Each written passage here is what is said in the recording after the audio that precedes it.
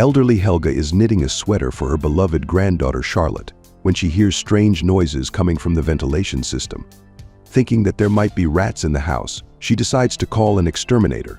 Finding the number of a specialist in the directory, she asks Frank to come over quickly. Helga has memory problems, so she uses pre-prepared notes to state her name and address. Soon, Frank arrives at the apartment building and rings the intercom, demanding to be let in. Before doing this, he notices that he isn't the first specialist to arrive at this address. Frank is annoyed that the old lady called in competitors who did a poor job. Realizing that the old woman suffers from amnesia, Frank decides to check her apartment and enters one of the rooms. On the floor, he finds the helmet of the previous specialist and blood stains leading to the ventilation shaft. Trying to understand what happened, he turns on his flashlight and sees the blood-soaked body of another exterminator in the ventilation. Then he is attacked by an unknown monster. Helga hears screams and cries for help but immediately forgets about it. Still frightened by the scary sounds, she returns to her favorite chair and continues knitting the sweater. Hearing that the scratching in the ventilation does not stop, she calls another exterminator. 4 days before these events, a meteorite falls, and one of the fragments hits the apartment building and breaks a window. It turns out that it was not a stone, but a small egg from which a tiny spider hatches. 12-year-old Charlotte loves to crawl through the ventilation shafts and uses them to get into the locked basement. The girl finds a handmade doll and takes some photos for social media, then notices the tiny spider. Hearing the angry voice of the landlady, Charlotte hurriedly grabs the spider and hides in the ventilation shaft. Returning home, she watches her neighbors, including the alcoholic widow Maria, the biology student Eric, and her own grandmother Helga, who suffers from short-term memory loss. On the way to her apartment, the girl overhears a conversation between her stepfather Ethan and the landlady and realizes that a scandal awaits her. Ethan tries to be a good father, so he doesn't scold Charlotte for her little pranks. Despite his attempts to build a relationship with his stepdaughter, the girl distances herself and feels lonely as Ethan and her mother Heather's attention is focused on her newborn baby brother. In her room, Charlotte sets up a small glass jar for the spider and names it Sting. Her parents don't pay attention to her as they have work problems. Heather works as an architect and is busy with a new project, while her husband is trying to create a new comic book and has to finish a new issue within a week. Charlotte is upset about the appearance of her baby brother, as he has become a real burden and problem for her. The only solace for the schoolgirl is the small and funny spider, which repeats sounds and begins to follow commands, clearly understanding when it is feeding time. Catching a small cockroach, Charlotte throws it into the jar with the spider and watches with interest as the spider deals with its prey. Meanwhile, Ethan has to work not only as a comic book creator but also as a plumber. He is responsible for maintaining the apartment building, as the family with a small child needs a lot of money. After fixing the pipes for the lonely widow living on the floor below, Ethan repairs the garbage chute and feels desperate because of the constant stress and difficulties, both at work and in his personal life. Charlotte continues to play with the spider and get it used to feeding. The obedient pet not only learns to understand sound signals but also reproduces them.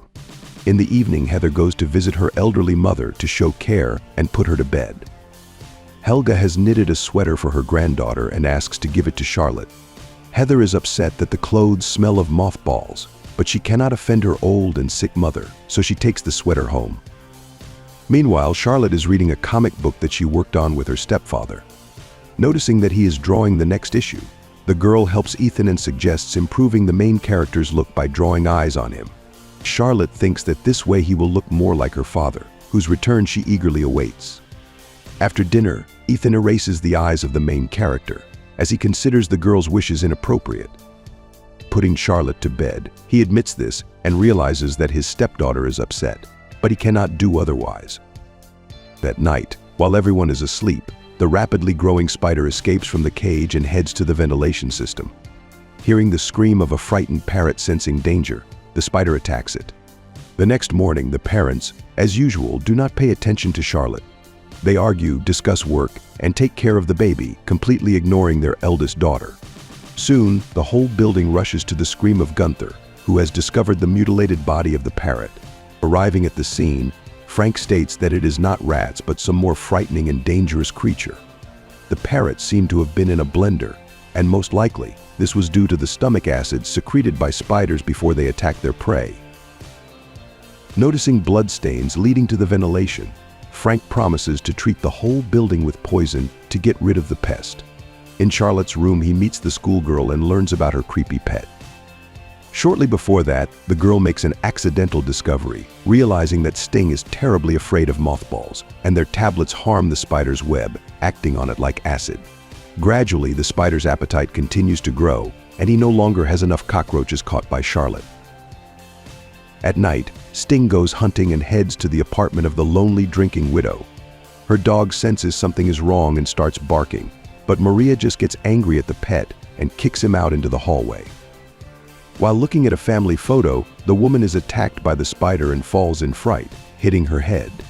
In the mirror, she notices a creepy bite poisoning her body. Maria would like to call for help, but the venom starts to take effect, causing her to fall and break her neck on the edge of the bathtub. The spider returns to the prey and crawls into her mouth to eat her from the inside. The next morning, Charlotte decides to get closer to the biology student living upstairs.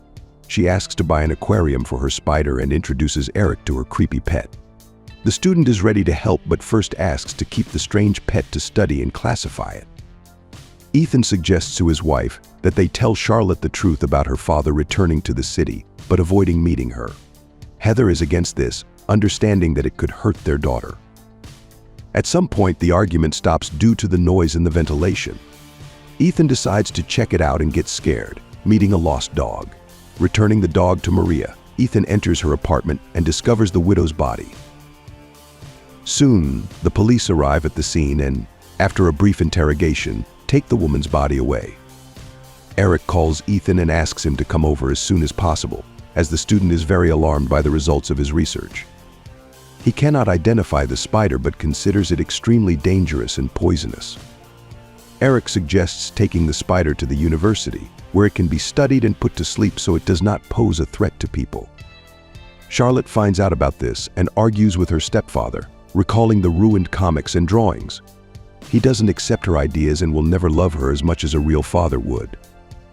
In a fit of rage, Ethan decides to tell the truth and admits that Charlotte's father lives nearby but does not visit her and doesn't even want to see her. Eric continues to study the spider and feeds it larger and larger animals, causing Sting to grow rapidly. At night, Ethan uses Charlotte's drawings to depict a spider monster in his comics. At some point, he gets scared, mistaking a wire adapter for a giant spider, but realizes that it was caused by his vivid imagination and poor sleep. At night, the spider grows so large that it doesn't fit in the aquarium and simply breaks it, once again heading out to hunt. Ethan is late in submitting his drawings, so he is fired from his job. He takes out his anger on the old equipment in the basement, but Gunther scolds him for it, considering him a weak and useless man. The woman, who is a relative of Heather's, dreams of getting rid of Ethan as soon as possible and has no doubt that he will run away from difficulties and responsibilities. Shortly after, she notices her cat is missing and goes looking for it. Seeing the open ventilation, she tries to find the pet but becomes a victim of the hungry spider. The next morning, Ethan loses control due to accumulated problems and breaks the TV. Heather is frightened by this behavior and asks Charlotte to take the baby to her room so that the children do not see the family quarrels. Immediately after that, the spider attacks the couple, immobilizing them with its venom. Ethan and Heather can't scream, and Charlotte listens to music on her headphones and doesn't hear what is happening. The spider slowly drags the bodies of the girl's mother and stepfather away, but she doesn't notice this and doesn't react to the dogs barking. Soon, Charlotte realizes that the doors are locked and the parents couldn't have disappeared just like that. The girl guesses that Sting is behind all this and blocks the ventilation exit. The spider uses another exit and steals Charlotte's baby brother, leaving her completely alone. Remembering that Sting is afraid of mothballs, the girl decides to fight for her family. Using a few mothball tablets, she dissolves them in water and loads a gun, then heads into the ventilation shaft, where she finds the cat's corpse. Ethan, who is being held captive, sees Gunther and watches as the spider drags her body away to feast on it. Charlotte checks Eric's apartment and finds the student on the ceiling, wrapped in webbing and bleeding. After this, the girl visits her grandmother and realizes that she is the only one the spider hasn't touched because of the strong smell of mothballs. Taking a box of mothballs, the best way to fight the spider, the girl prepares several bottles with the solution and continues searching for her missing family. Charlotte hears her stepfather scream and finds him in the trash chute. Trying to get rid of the webbing, she pours the mothball solution on it and frees Ethan. The two of them want to go looking for Heather and the baby, but the spider attacks them, causing Charlotte and her stepfather to fall into the basement. Sting is ready to eat his owner, but Ethan protects her and pours mothball water on the spider. At the same time, Frank arrives at the house in response to Helga's call and is attacked by the giant spider. The exterminator falls into the basement with Charlotte and Ethan and learns what is going on. He intends to fight back with a nail gun but accidentally damages a water pipe, washing away the mothballs. The injured spider becomes furious and kills Frank. Ethan and Charlotte decide to hide in the garbage compactor, where they find Heather and the baby. The family is reunited, but the spider has trapped them and is ready to feast on them. Ethan decides to use the garbage press to get rid of the monster, but the cable is disconnected and the button doesn't work. Risking his life, Ethan plugs in the cable and gets an electric shock, while Charlotte activates the press and finally destroys the evil spider. Pulling her husband out of the compactor, Heather brings him to his senses, and it seems that the worst is over. But people still don't know that the dead spider has laid eggs, and soon hundreds of similar spiders will hatch, which no one will be able to stop.